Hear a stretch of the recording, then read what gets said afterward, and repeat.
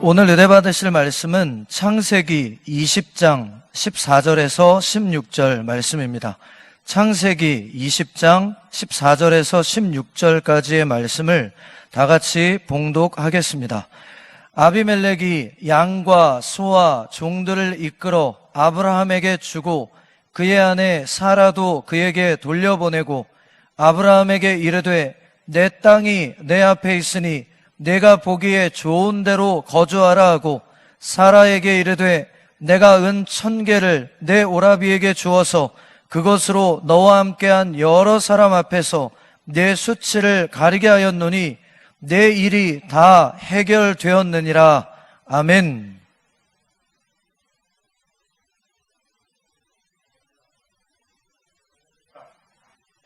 할렐루야, 할렐루야. 여러분 주님을 사랑하시면 아멘 하십시다. 우리 옆에 계신 분과 서로 인사하실 때 악순하지 마시고 이렇게 인사하십시다. 하나님께서 반드시 당신에게 복을 주십니다. 다섯 번 인사하십시다. 하나님께서 당신의 기도를 반드시 들으십니다. 여러분, 하나님은 좋으신 하나님이십니다. 하나님은 귀가 굉장히 밝으신 하나님이십니다. 하나님은 우리가 기도할 때 우리의 기도를 외면하지 않으시고 언제나 들으시고 가장 좋은 때 가장 좋은 곳으로 응답하시고 있습니다. 요즘 저는 하나님께 기도할 때마다 하나님께서 기도에 대해서 많은 생각을 하게 하십니다. 김 목사, 성도들에게 꼭 기도를 강조하고 기도를 통해서 응답받고 기도를 통해서 내가 살아있음을 느끼게 하라는 말씀을 주시고 있습니다.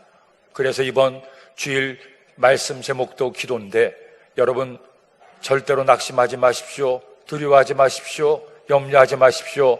기도할 수 있는 한 성도에게는 소망이 있고 기도하면 하나님께서 반드시 가장 좋은 때에 가장 좋은 곳으로 응답해 주십니다. 코로나19 바이러스로 인해서 벌써 저희들이 일상생활을 3달째 제대로 영위하지 못하고 큰 어려움 가운데 있고 많은 기업들이 도산의 위기에 처해 있고 많은 분들이 큰 힘든 시간들을 보내고 있습니다. 하지만 그럼에도 불구하고 우리가 기도할 수 있는 한 소망이 있고 기도하면 때가 되면 가장 좋은 때 가장 좋은 곳으로 응답해 줄 줄로 믿습니다. 오늘도 많은 사람들이 두려워하고 염려하며 집에 있습니다. 저마다 자신의 즐거움과 쾌락을 따라 사는데 이 금요일 밤에 주께 나와 하나님을 예배하고 하나님과 기도하는 여러분의 기도를 하나님이 다 듣고 계십니다. 그러니 오늘 이 시간 먼저 하나님의 말씀을 내 마음의 문을 열고 잘 듣고 말씀 붙들고 기도해서 여러분의 삶에 응답과 기적이 있게 되기를 예수님의 이름으로 축원합니다.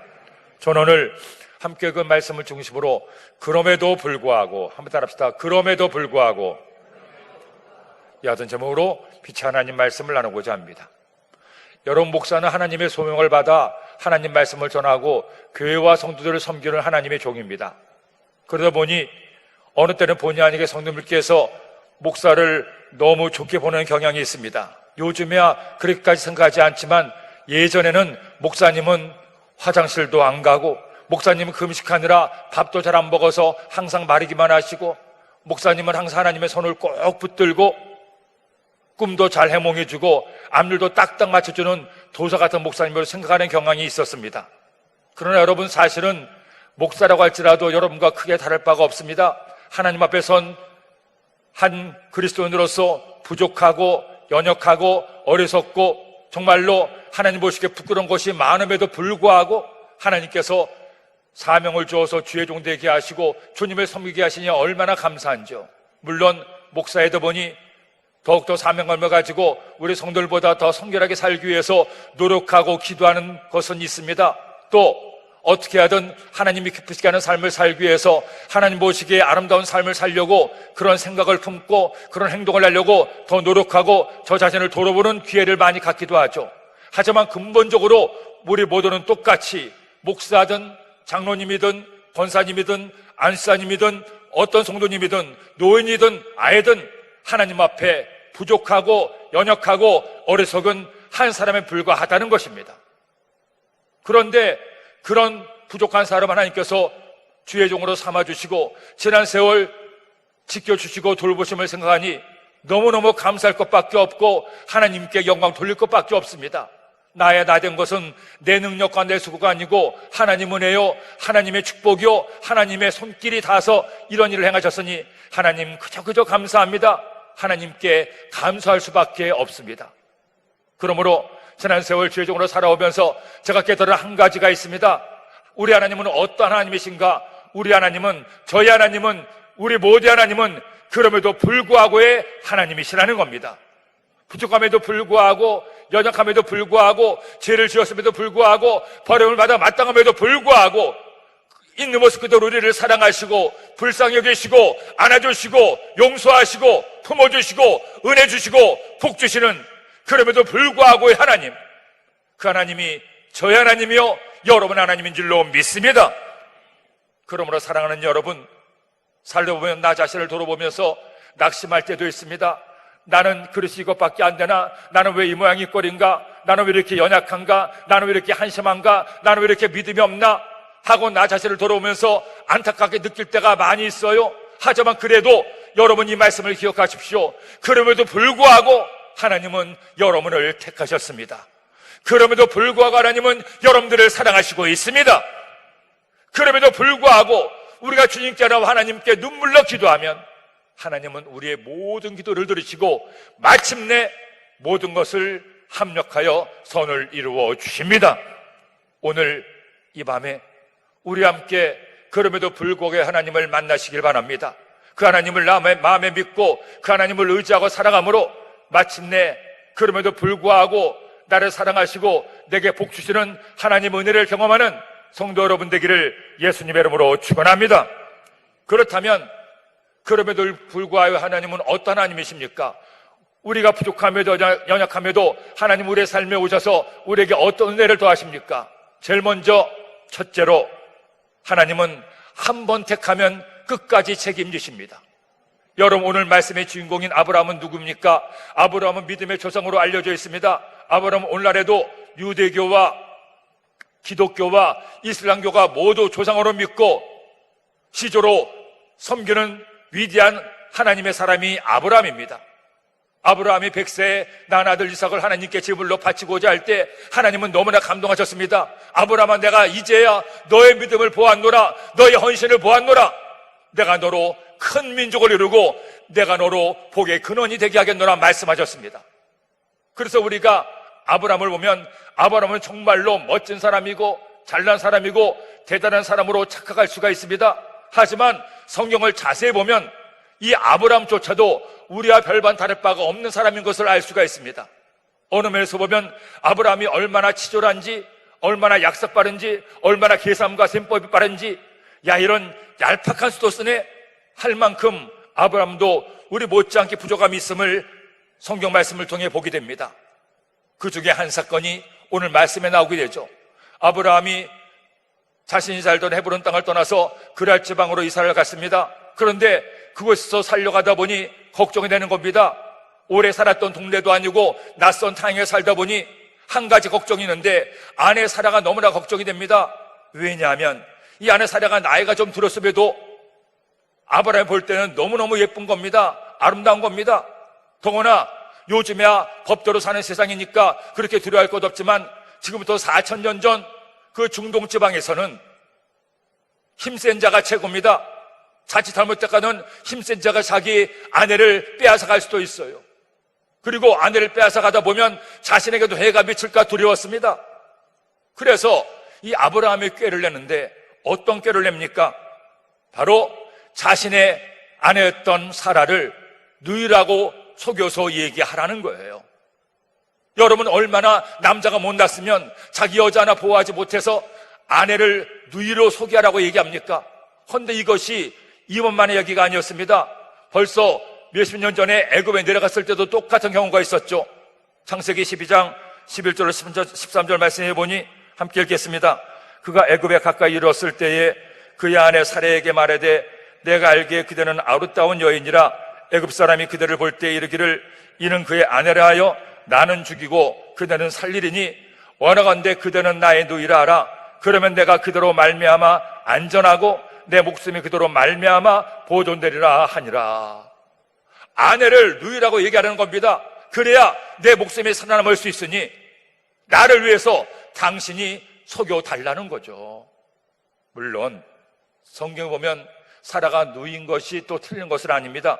창세기 20장 12절에 보면 또 그는 정말로 나 이복 누이로서 내 아내가 되었음이니라 하는 말씀이 나옵니다. 이복 누이, 즉 엄마가 다른 남매지간인데 그때는 그래도 서로 결혼을 해서 가정을 이룰 수가 있었습니다. 그래도 아내 아닙니까? 평생을 몇십 년을 함께 살던 아내를 자기 살겠다고 버리는 거예요.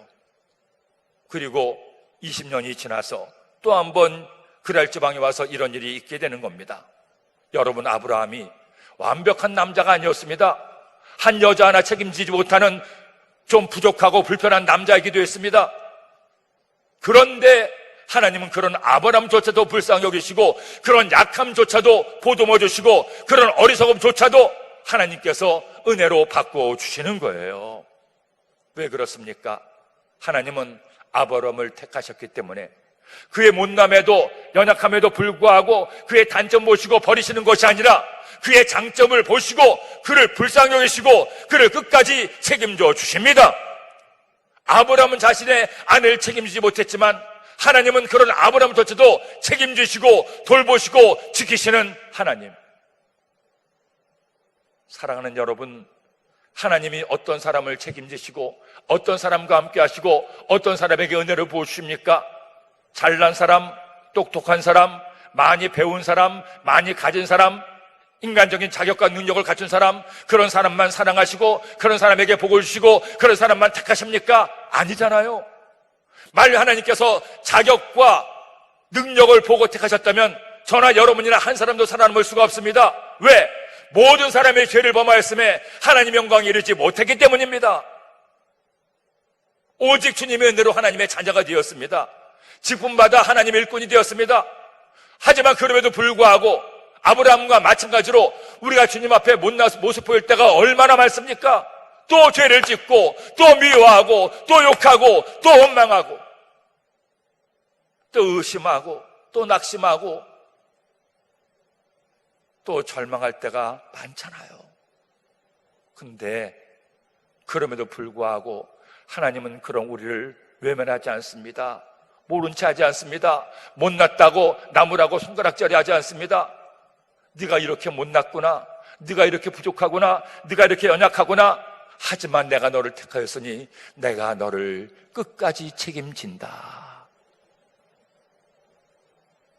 아브라함은 자신의 아내마저 책임지지 못했지만 하나님은 지금 이 시간에도 우리를 책임지시고 우리와 함께 하시고 우리의 눈물을 보시고 우리의 기도를 들으사 여러분의 삶 가운데 은혜와 응답을 더하여 주십니다. 그러니 여러분, 염려하지 마세요. 낙심하지 마세요. 두려워하지 마세요. 내가 못났다고 절망하지 마세요. 못났어도 연약했어도 하나님은 우리를 택하셨기에 우리를 책임지시고 마침내 모든 것을 합력하여 선을 이루어 주십니다. 지난 1982년에 낮은 대로 이마스라는 영화가 극장에 상영됐는데 큰 인기를 끌었습니다.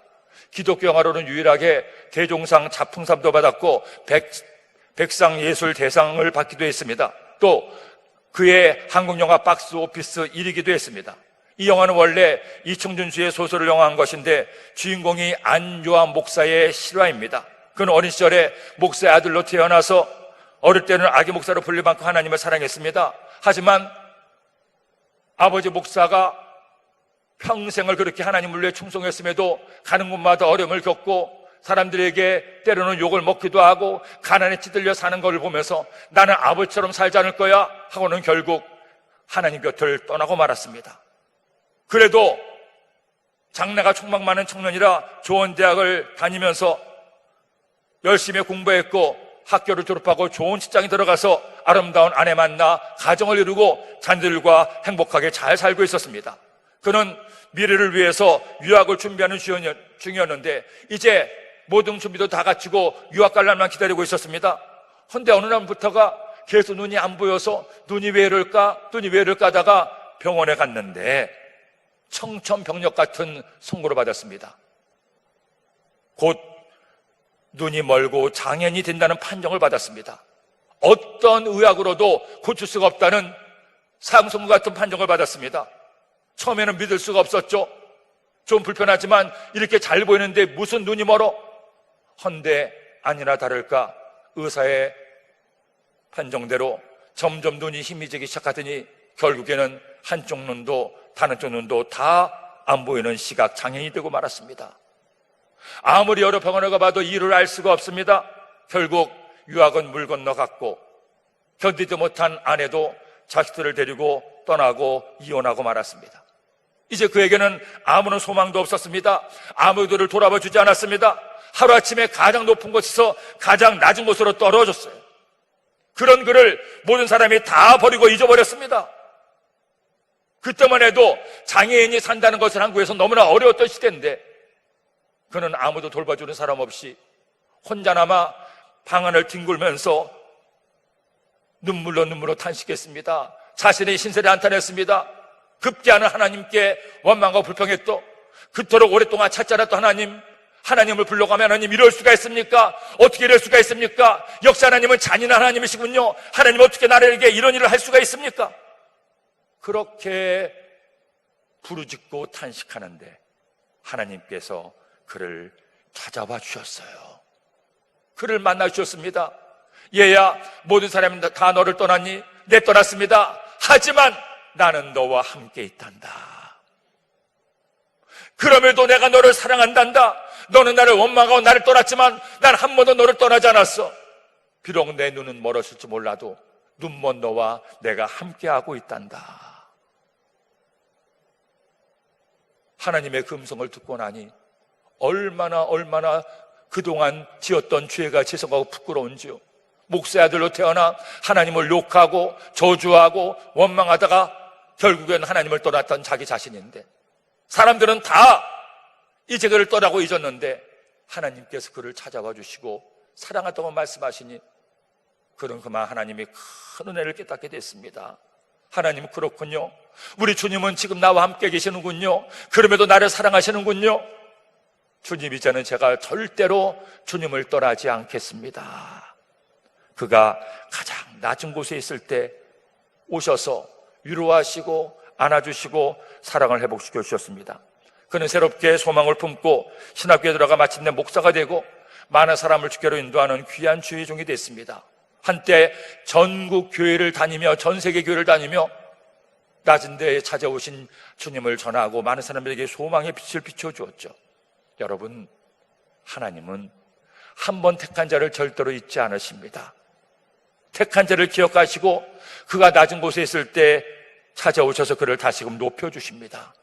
로마서 8장 33절로 34절을 말씀하죠. 함께 읽겠습니다. 누가 능히 하나님께서 택하신 자들을 고발하리요? 의롭다 하신 이는 하나님이시니 누가 정죄하리요?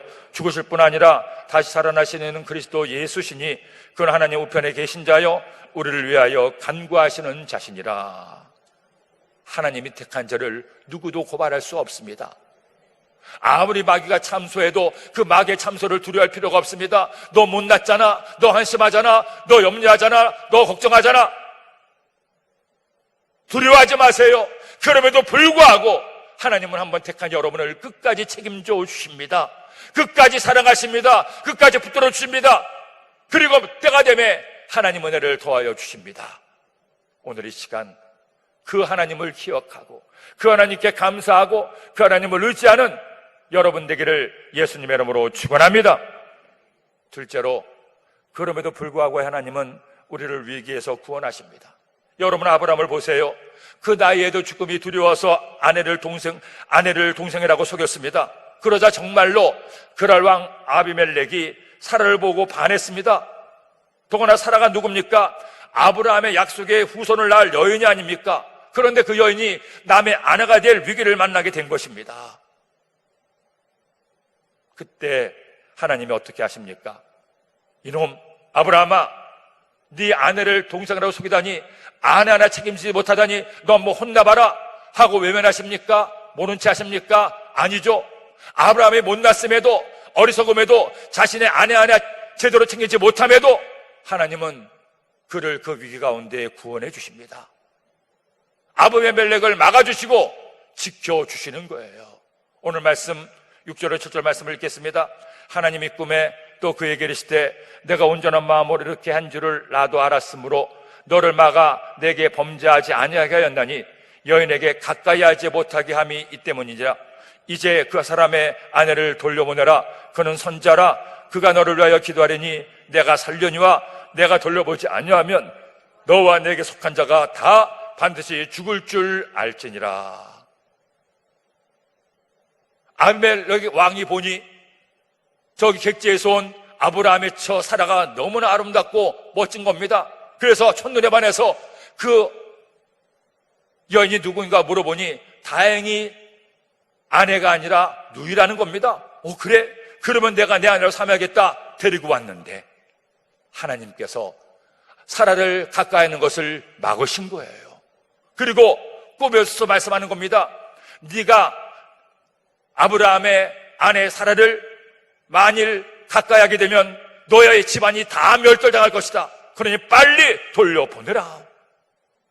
만일 하나님께서 그 아비멜렉을 막지 않았다면 아비멜렉의 집이 멸망할 뿐 아니라 하나님께서 아브라함에게 약속하신 약속의 자손은 이 땅에 태어날 수가 없었을 거예요. 아브라함은 25년간 그렇게 약속의 자손을 기다렸지만 결국 실패로 끝나고 말았을 겁니다. 하지만 하나님은 그렇게 하지 않습니다. 못났음에도 연약함에도 어리석음에도 실수를 했음에도 하나님을 사랑하는 아브라함을 하나님도 사랑하셨기 때문에 그를 위기에서 구원하시고 그 가정을 다시금 지켜주시는 겁니다. 그러므로 사랑하는 여러분, 우리도 인생을 살면서 나의 잘못 때문에, 나의 연약함 때문에, 나의 어리석음 때문에 이런저런 어려움과 문제를 만나기도 하고 위기를 만날 때가 있습니다. 하지만 어떤 위기를 만나도 절대 염려하지 마세요. 절망하지 마세요. 나의 위기를 바꾸어 기회로 바꾸어 주시고 나를 위기 가운데 구원하시는 하나님이 나의 하나님이심을 믿는 여러분 되시길 바랍니다. 하나님은 좋으신 하나님이십니다. 하나님의 자녀가 위기 가운데 멸망당하는 것을 원치 않습니다. 하나님을 믿고 끝까지 하나님께 기도하면 하나님은 우리의 기도를 들으시고 오히려 위기 가운데 하나님을 만나게 하시고 위기에서 탈출하게 하시고 오히려 위기가 변하여 기회가 되고 하나님 은혜와 축복을 도와여 주십니다. 이런 은혜가 여러분 모두에게 있게 되기를 예수님의 이름으로 축원합니다. 영국의 넬슨 제독은 영국 사람들이 가장 좋아하는 군인 중에 한 명입니다. 그는 1758년에 목사인 아버지께서 태어나서 어릴 때부터 하나님을 사랑하는 소년이었습니다. 12살 때 해군에 입대해서 나라를 위해 싸우던 중에 1791년부터는 전 유럽을 지배하려는 프랑스의 나폴레옹 군대와 맞서 싸우게 되었습니다. 그 당시 유럽의 대부분의 나라가 나폴레옹 군대에게 졌지만 영국만큼 무너지지 않았습니다. 왜냐하면 넬슨 제독이 바다를 장악하고 있었기 때문입니다. 하지만 그런 그에게 수많은 죽음의 위기가 기다리고 있었습니다. 1793년에는 코르시카 전투에서 한쪽 눈을 잃었습니다. 겨우 부상에서 회복됐지만 그때부터 그는 한쪽 눈으로 싸워야만 됐죠. 하지만 그것으로 끝난 것이 아닙니다. 1797년에는 전투에 나가서 이번엔 한쪽 팔을 잃어버렸습니다. 졸지에 한쪽 눈도 잃어버리고 한쪽 팔도 잃어버린 장년이 됐습니다. 하지만 그럼에도 그는 굴하지 않고 나가서 조국을 위해 싸웠습니다. 그는 그렇게 고백했습니다. 나는 일생 동안 수많은 죽음의 위기를 만났습니다. 그러나 하나님은 아직 나에게 사명이 있기에 나를 위기 때마다 구원해 주셨습니다. 나는 내 생명 다하는 한 군인으로서 나라를 위해 싸우며 하나님을 의지할 것입니다. 숱한 위기 가운데에도 죽음의 현장에서도 그는 하나님을 믿고 의지했을 때 하나님은 그의 생명을 지켜주셨습니다. 그리고 마침내 1805년에 저 유명한 트리팔카 해전에서 대승을 거두고 마침내 나폴레옹의 군대를 몰아내고 유럽에서의 전쟁을 끝낼 수가 있었습니다. 그는 그 전쟁의 마지막에 끝내 이순신 장군처럼 적의 총탄에 맞아 세상을 떠납니다. 이 세상에서의 사명이 다했기 때문이죠. 사랑하는 여러분, 우리도 살다 보면 내 인생의 위기를 만날 때가 있습니다. 죽을 것 같은 위기, 도저히 감당할 수 없는 어려움을 만날 때가 있습니다. 이제는 정말로 끝이로구나. 이제는 더 이상 아무 소망도 없구나 하고 절망의 밑바닥에 빠질 때가 있어요. 근데 여러분 잊지 마세요.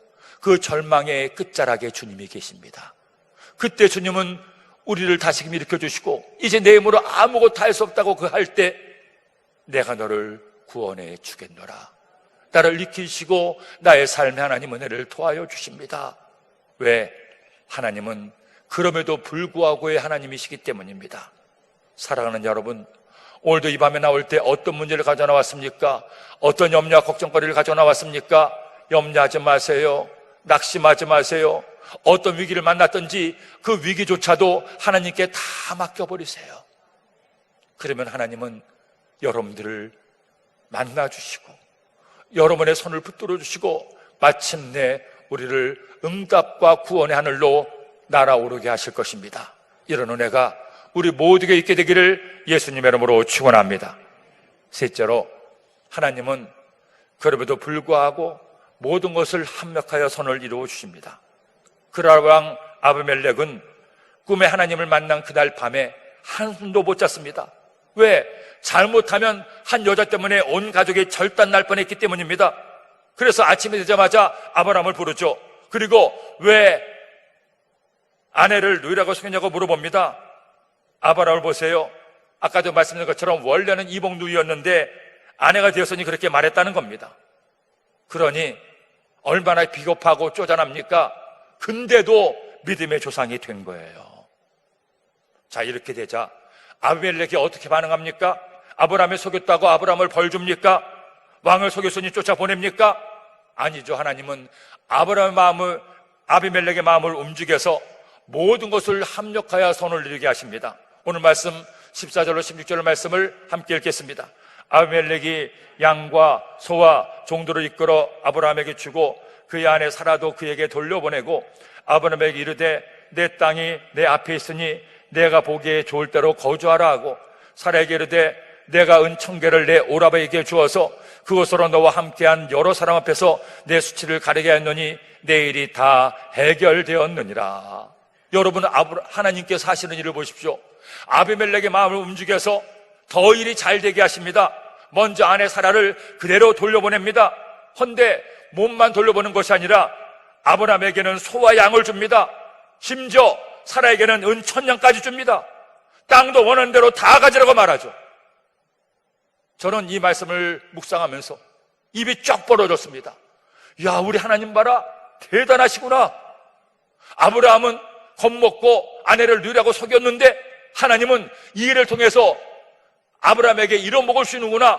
아내만 돌려보내는 것이 아니라 돈도 주고 땅도 주고 소도 주고 양도 주니 우리 하나님 배포가 정말로 대단하시구나. 여러분, 그렇잖아요. 아브라함이 잘한 게 뭐가 있습니까? 인간의 눈으로 볼 때는 정말로 한심한데 하나님은 한 번 택한 아브라함을, 그리고 하나님께서 약속하신 약속을 이루시기 위해서 이런 은혜와 축복을 더하여 주시는 겁니다. 하나님은 좋으신 하나님이십니다. 하나님을 믿고 하나님 앞에 나와 주님을 의지하는 자에게 하나님께서 마침내 모든 것을 합력하여 선을 이루어 주십니다. 더 놀랍고 감사한 것은 아브라함만 복을 받은 것이 아닙니다. 사라만 복을 받은 것이 아닙니다. 하나님의 말씀에 순종해서 선을 베푼 아비멜렉의 집에도 하나님께서 복을 더하여 주십니다. 17절로 18절 말씀 보겠습니다. 아브라함이 하나님께 기도하며 하나님이 아비멜렉과 그의 아내와 여종을 치료하사 출산하게 하셨으니 야훼께서 이왕에 아브라함의 아내 사라의 일로 아비멜렉 집의 모든 태를 닫으셨음이더라. 하나님께서 아비멜렉의 집에 태문을 열어서 자녀를 출산하게 했다는 겁니다. 그야말로 윈윈이 아닙니까? 아브라함도 잘 되고 아비멜렉도 잘 됐습니다. 사라도 잘 되고 아비멜렉의 집에도 하나님께서 자녀의 복을 더하셨으니 이 모든 것이 합력하여 선을 이루게 된 줄로 믿습니다. 여러분, 하나님은 어떤 하나님이십니까? 그럼에도 불구하고 우리의 모든 것을 합력하여 선을 이루시는 좋으신 하나님이십니다. 그러니 좋은 일 있다고 마냥 기뻐만 하지 말고 하나님께 겸손하게 무릎 꿇고 감사하세요. 그러니 고난과 어려움 만났다고 낙심하고 불평하지 말고, 그럼에도 불구하고 이 고난을 통해서, 어려운 일을 통해서 더 잘되게 해서 하나님께 감사해 보세요. 형통할 때, 잘 될 때, 잘 나갈 때 하는 감사는 누구나 할 수가 있지만, 고난당할 때, 문제 만날 때, 내 앞길이 막막할 때, 그럼에도 불구하고 하나님을 믿고 의지하는 그 믿음과 기도야말로 하나님을 감동시켜드리고 하나님의 복을 받게 하는 놀라운 축복의 열쇠가 됩니다.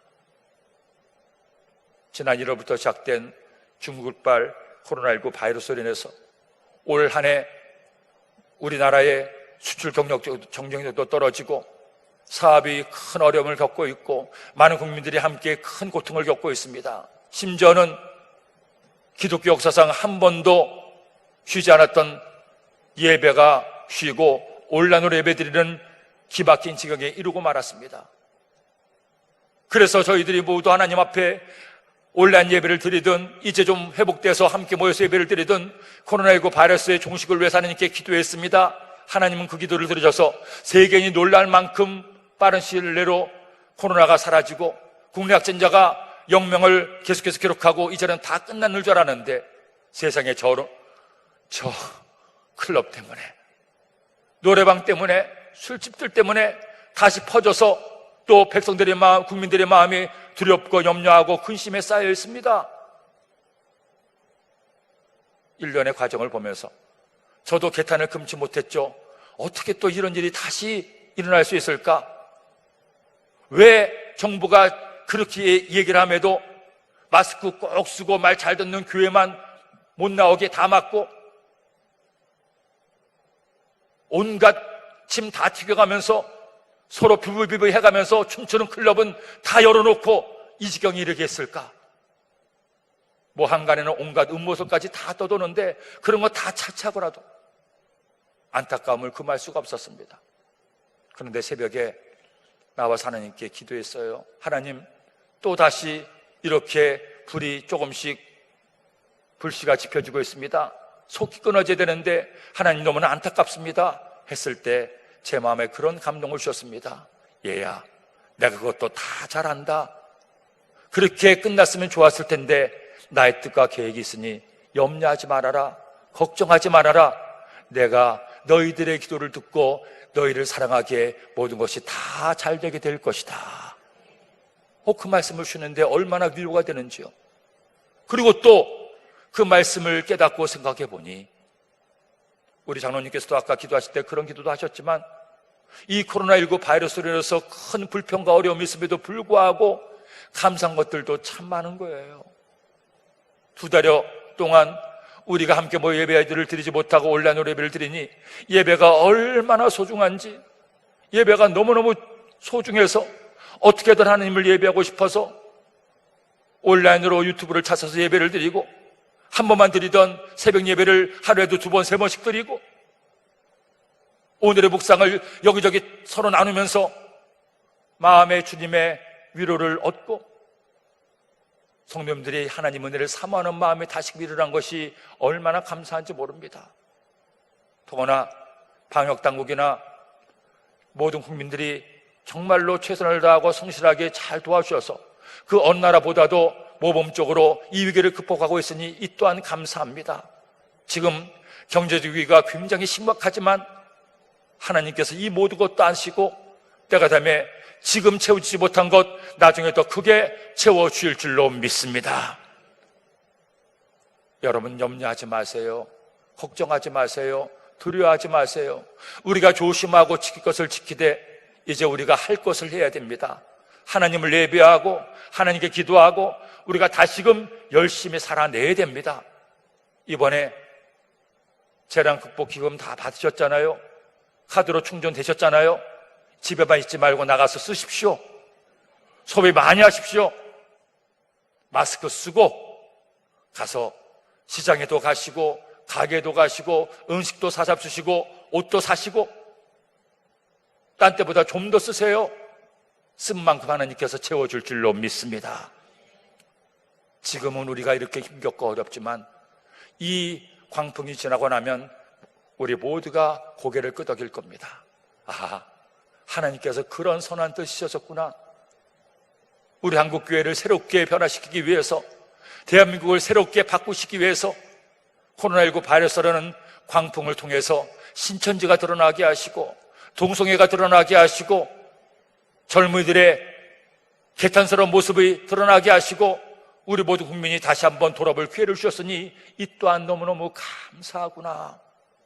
사랑하는 여러분, 하나님은 이 시간에도 우리에게 찾아오시고 이런 일을 행하십니다. 못났음에도 부족함에도 연약함에도 그럼에도 불구하고 나를 사랑하시고 책임지시는 하나님, 오늘도 이 시간 이 자리에 나와 하나님을 예배하는 여러분 한 분 한 분을 보시고 너무너무 귀하게 여기십니다. 내가 너를 책임지고 내가 너를 위기에서 구원하고 마침내 모든 것을 합력하여 서로 이룰 터이니 염려하지 말아라, 근심하지 말아라, 나만을 의지해라. 오늘 이 말씀 꼭 기억해서 이 말씀을 두고 기도해서 여러분 절대 절망에서 절대 소망으로 바뀌는 하나님 은혜를 얻게 되기를 예수님의 이름으로 축원합니다. 축원합니다. 기도드립니다. 하나님 아버지, 감사합니다. 고맙습니다. 오늘 저희들에게 주의 말씀을 주시니 이 말씀 마음에 꼭 새겨서 말씀 따라 살아감으로 승리하는 우리 모두가 되게 하여 주옵소서. 예수님의 이름으로 기도드립니다. 아멘.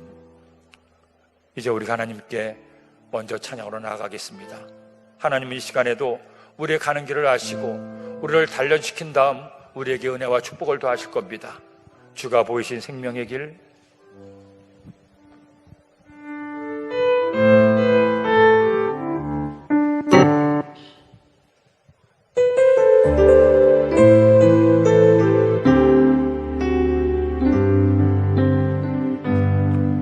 주가 보이신 생명의 길, 나 주님과 함께 상한 마음을 드리며 주님 앞에 나가리.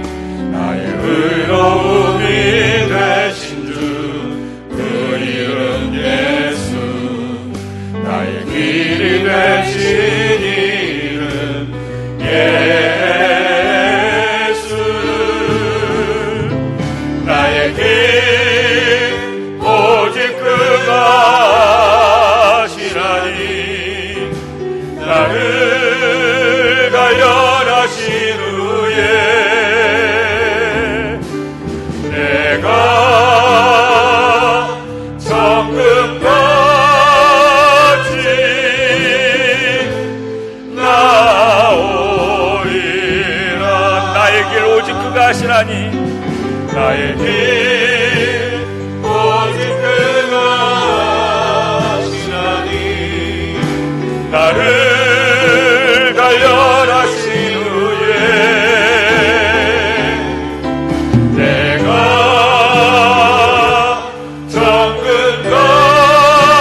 정금같이 나오. 그럼에도 불구하고 날 사랑하시는 주님을 찬양합니다.